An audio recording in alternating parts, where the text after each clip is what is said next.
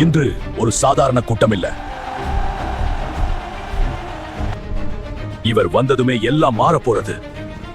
சக்தி தலைவரை நேருக்கு நேர் சந்தித்தது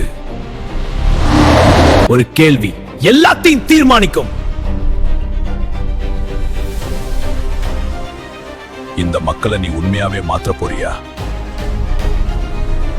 அந்த ஒரு நிமிடம் அமைதி.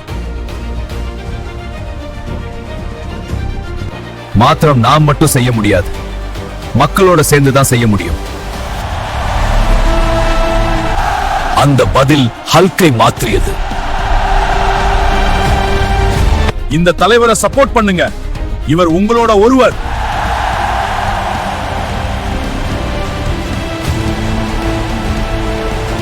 ஒரு குரல் 1000 குரலாக மாறியது. உண்மையான சக்தி சரியான மனிதரை ஆதரிப்பது.